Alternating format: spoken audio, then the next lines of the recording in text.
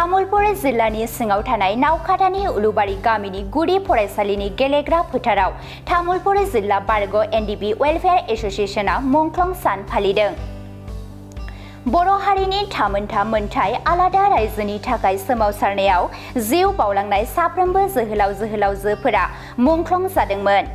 आलादा रायजो बड'लेण्ड सोरजिनो आखायाव हाथियार लानानै गोबां बर' फिसाफोरा सोमावसारदोंमोन। बे सोमावसारनायनि गोथां जारिमिन महरै गिबिसिन जोहोलाव बि बांबुरगोरायानो दिनैनि सानाव एनडिबिनिफ्राय मुंख्लं जादोंमोन आरो बिथांनि थैनाय सानजों लोब्बा लाखिनानै 37थि मुंख्लं सानखौ फालिदों।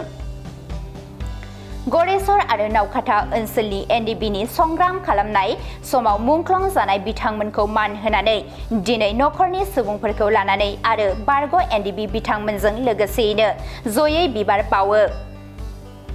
मख'नो गोनांदि दिनैनि बे हाबाफारियाव बिबार बावजेनगिरि महरै बाहागो लायो उत्तर बेदना जौसिन गेजेरारि फरायसालिनि बारग' गाहाय फोरोंगिरि हरेन्द्र दैमारी, तामुलपुर जिल्ला बारग' एनडिबि वेलफेयार एस'सियेशननि आफादगिरि अन्जन बर', रां लाथुमगिरि दैथुन बर', गुबुन गुबुन बिबानाव थानाय बारग' एनडिबि आरो मुंख्लं नखरनि बिमा-बिफा, बिदा-फंबाय, बिब'-बिनानाव बिथांमोनहाबो बे हाबाफारियावनो बाहागो लायो।